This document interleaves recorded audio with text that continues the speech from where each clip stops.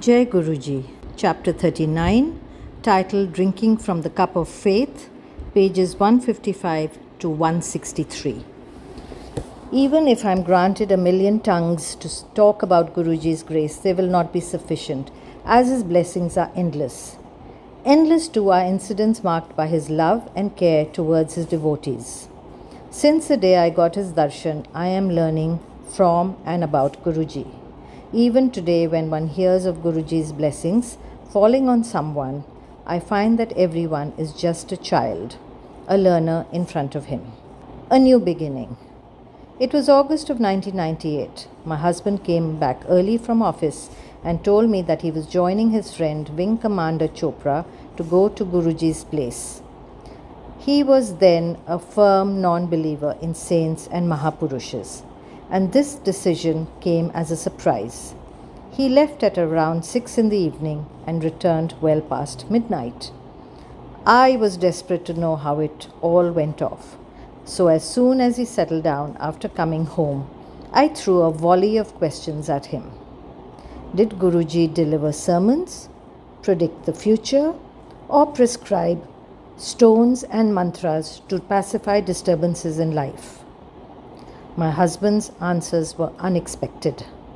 He said that Guruji did not preach or sermonize, and that shabads, devotional songs based on the Guru Granth Sahib, were played in Guruji's mandir.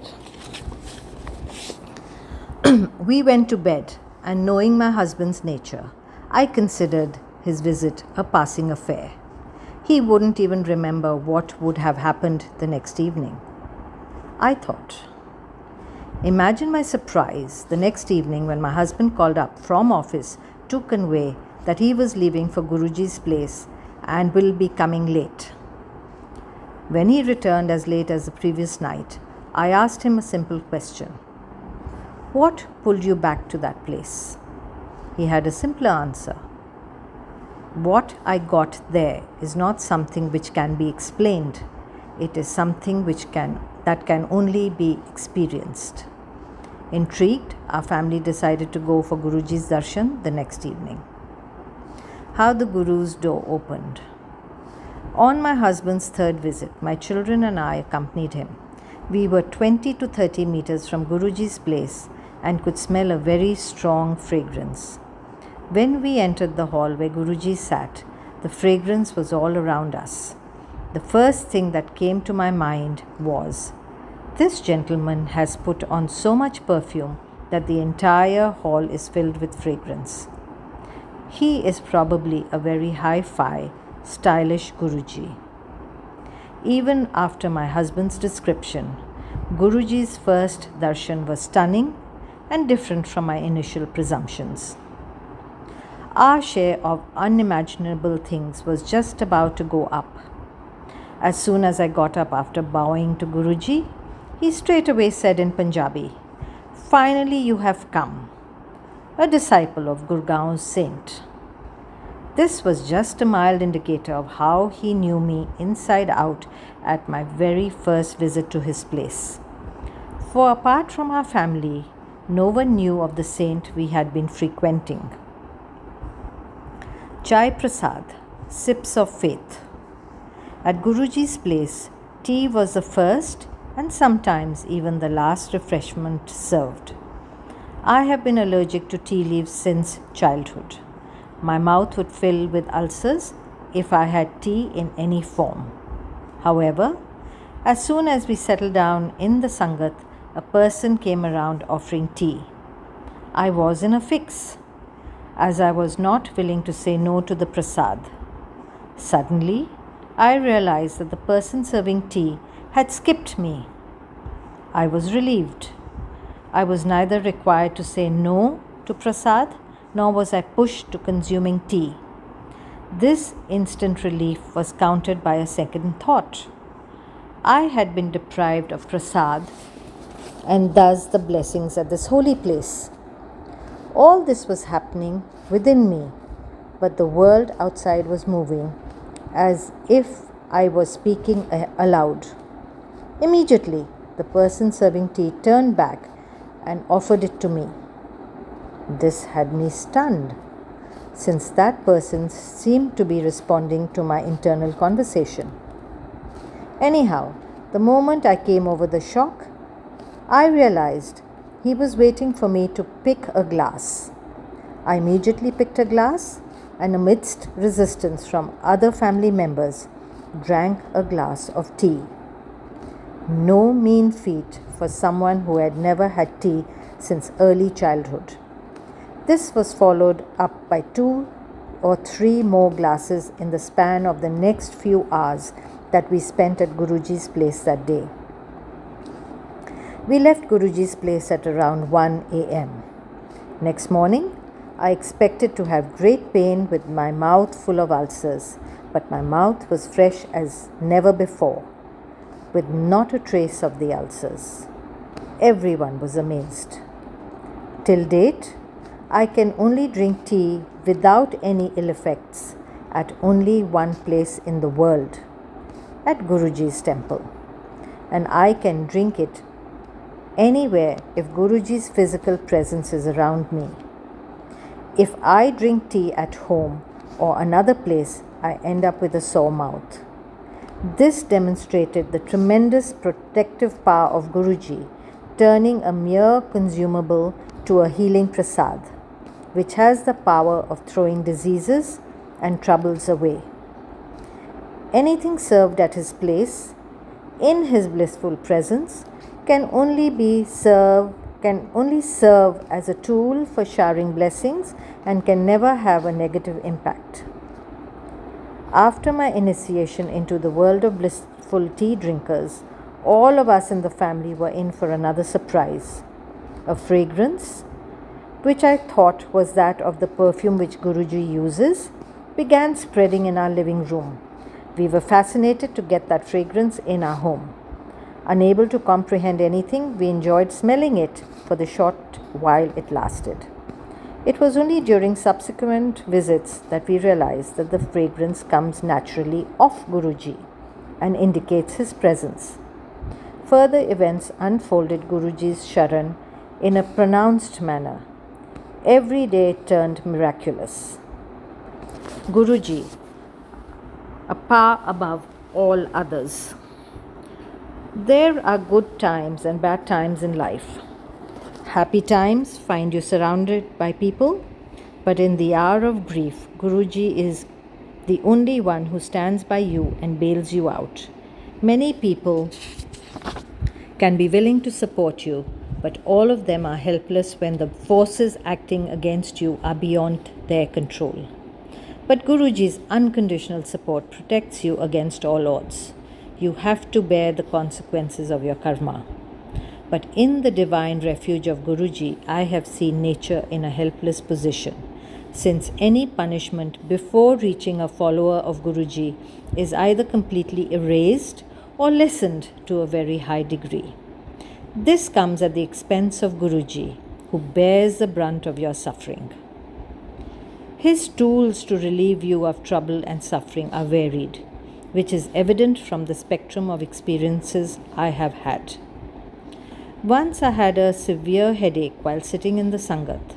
Its intensity was such that I was not able to eat or drink anything. Nothing was sinking in. Then suddenly I was summoned by Guruji. He told me that he had a severe headache and asked me to press his forehead for a few minutes. I returned to the place where I was sitting and suddenly realized my headache had disappeared. By asking me to serve him, he had relieved me of the headache. Once I had a terrible fever, which lingered for some time. Even after a lot of checkups and medication, the fever did not subside. With strong medicines, it took 2 weeks to come under control, but not for long. My fever developed a strange pattern. It used to be fairly normal during daytime, but with the coming of the evening, my temperature would rise. This continued for the next 4 weeks. Unable to reach a diagnosis, the doctors were helpless. All tests and prescriptions failed to yield any result. Then one day Guruji asked my husband why I had been absent for such a long time from the Sangat. When Guruji was told of the reason, Guruji asked my husband to use 5 green chilies in the manner he prescribed. And that was it. The next day, my fever, my companion for over a month, disappeared and I slowly regained my health. Thanks to Guruji, I survived another bout of fever. Along with my family, I had planned a visit to Guruji's Bade Mandir, though I was running a mild fever. But as we proceeded and reached the mandir, my condition deteriorated and the fever took an aggressive form. I was hardly able to get up. Rather unexpectedly, Guruji came to the mandir that day. Guruji's visits to the mandir in those days were rare, as some construction work was going on. Guruji told my husband and a Sangat member to prepare fresh lime water and give it to me, clearly stating that this will help cure the fever. The fever disappeared as if it was never there. Guruji knew of my state without anyone telling him and provided instant relief. No one else can extend such selfless support and care at all times, just by his word. The means Guruji uses to bestow his blessings are sometimes meant just for our consolation. For it has been seen that these are not required, since it is Guruji's power that makes it all happen. Physical tools used by Guruji are a means to let devotees feel they are receiving his attention. An insect bite on the toe led to a terrible pain, and the toe swelled up viciously. An ointment I used as suggested by a doctor was of no help. The doctor suggested minor surgery to avoid aggravation. But the same day, without my husband telling him, Guruji himself inquired about the insect bite, and that was enough. The bite grew less painful and the spot showed a marked improvement. In the next few days, it disappeared. Such are Guruji's powers. Even more surprisingly, he cured me of diabetes. It was detected way back in 1999 to 2000. Diabetes is conventionally a disease that can be suppressed but not cured. However, in my case, Guruji just shooed it away. In a few months, without medicines or treatment, purely with Guruji's grace, I was cured. Nothing had we nor had Guruji mentioned the problem. Guruji's words, though said very casually, have a deep impact. They are in fact an order binding for the entire cosmos. And here is what happens when his command is taken lightly. When we started coming regularly, Guruji called my husband and told him to come only thrice a week, on Monday, Wednesday and Friday. We followed his instructions, but trying to compensate for the days lost, we started leaving home earlier. One day we reached at 6 p.m. as against the scheduled time of 8 p.m. for the satsang. Guruji then instructed us to reach at 8 p.m. and it so started happening that irrespective of the time we left home, we would reach Guruji's place only at 8 p.m. Once we had left home at 5:30 p.m. but found the 25-kilometer distance to Guruji made agonizingly slow due to a spate of traffic jams. Finally, we reached at 8 p.m. but we covered the same distance in half an hour when we were delayed and could depart home only at 7:30 p.m. Langar Shah's blessings. Our nature occasionally puts us into situations which later make us look silly. Once I was on a fast, which required that I abstain from wheat products. My diet for that day comprised solely fruits. When we went to attend Guruji's Sangat, I decided not to go for langar at all, for it had chapatis and thought no one will know. More than 200 people had gathered that day and langar was given out in 6 rounds. But Guruji noticed that I did not have langar and specifically instructed me to go and have langar in the last round. Not daring to break the fast, I went to the first floor of Empire Estate Mandir. The Sangat was then conducted on the ground floor and the langar was served on the first floor, and decided to sit in a corner and then go back to the Sangat hall. I had thus committed two blunders. One, I did not understand the meaning and importance of Guruji's words, due to which I had failed to obey instructions.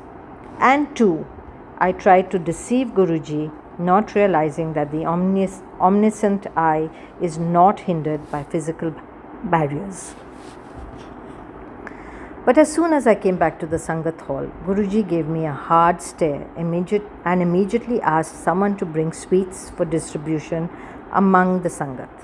He started distributing the prasad, and when it was my turn, he gave me more than twice than what he gave to others, as though compensating for the langar that I had skipped. Back home, when I ran through the whole sequence of events in my mind, I realized my mistake. The message from Guruji was loud and clear. Don't skip the langar. I only later realized that prasad is Guruji's tool to shower his blessings. It is immaterial of its physical form, and any given opportunity should be grabbed with both hands, as these blessings are too precious to miss. Guruji comes between a truck and our car. My husband and I were on our way to the Sangat from Noida, but we got stuck at a particular traffic light that went red for the third time running. We were still, however, only within sniffing distance of clearing it. So as soon as the light turned green, my husband accelerated. There was a high-body truck right in front of our car, which also accelerated initially, but then came to a halt due to a cyclist falling right in front. This left my husband with no reaction time. He could sense a collision. Suddenly, I saw Guruji in front of the car and screamed, "Guruji!" It took us a few moments to regain our senses. When we got out of the car after a while, we saw the car had moved underneath the truck body but had not been damaged. The car's bumper was just inches away from the truck tire. I realized why Guruji had appeared in front of the car. Had he not, we could not have avoided the accident. Even more surprising was what happened when my husband was sharing this experience with one of the Sangat members. He had barely narrated how I saw Guruji in front of our car when the lady he was sharing our experience with suddenly inquired if our car was a blue Maruti 800. My husband said yes. The devotee then clarified that she had seen the incident in her dream. She added that she clearly saw Guruji coming right in between the car and that truck. It was hair-raising to hear her account. No one can escape his eye. Once Guruji summoned me and asked me to fetch a person. Since I did not know this man, he told me that he was fat and sitting right behind a pillar, an area not visible from Guruji's seat. On my way, I was wondering how it is possible to identify a single person with just these two clues. But I found only a single fat person sitting in that whole area, and I conveyed Guruji's call to that person. This just indicated how clearly Guruji was able to see through that wall to its other side. Guruji can, if he wishes, to clearly spell out what had happened in the past, what is happening around the globe at present, and how the future would be. When my children, a daughter and a son, were still in school, Guruji once mentioned casually that both the kids will get a job in Siemens. At that point of time, it was hard to believe this. But finally, after 6 years, the same came true when both children started their respective careers with Siemens. Similarly, it was sometime in the year 2000 that Guruji told me that my daughter's marriage will take place in the year 2005. And that's how it actually turned out to be. She got married on 30th April 2005. Experiences in Shiva's heaven. Guruji's Bare Mandir is a very special place. Located at the edges of the capital city, you tend to forget worldly trouble in its atmosphere of virgin purity. For me, it is the only place where, irrespective of Guruji's physical presence, I can have tea any time and any number of times. But this probably is indicative of just the most minute fraction of the mandir's power. If one believes only what she has experienced, I have to believe in the existence of a supreme power at this place. Once I was granted an opportunity to visit the mandir along with my family. Typically, whenever we visit the mandir, every member of the family moves around freely, irrespective of what other members are doing. So shortly after reaching the mandir in the forenoon hours, I went to one of the rooms of Guruji just to check if some dusting or cleaning was required there. The room has a very beautiful statue of Lord Shiva, which shows him sitting with folded legs, showering blessings on his followers. We have been watching the perfectly crafted statue since the day we started coming to the mandir. But that day, the darshan of the statue sent a chill down my spine. I was shocked to witness that the face had turned about 60 degrees to the right. I gathered everyone in the mandir, and everyone saw this. It was even more surprising to see the statue regain original form slowly over the day. By evening, it had almost reverted to its usual front-facing posture. Truly a hard-to-forget incident. Then Holi, the festival of colors of year 2006, had something special in store.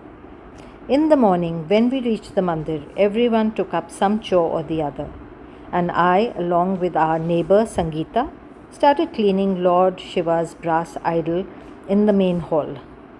The polish for this metal, known as brasso, was applied to the idol. It was then rubbed twice with a clean cloth. I was cleaning off the brasso while Sangeeta had to give it a final finish. I was through with the upper half.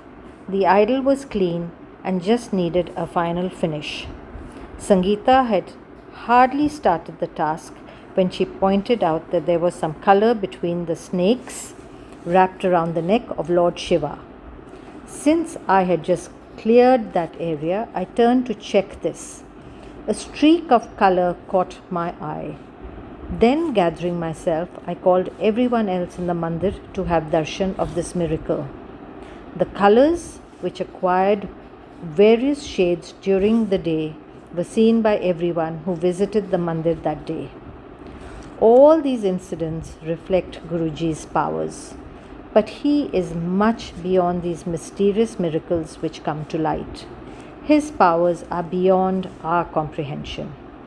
With my hands folded in prayer, I would just like to thank Guruji for all that he has given me and request his continued grace on the entire Sangat. Satsang of Gauri Singla, wife of R.P. Singla.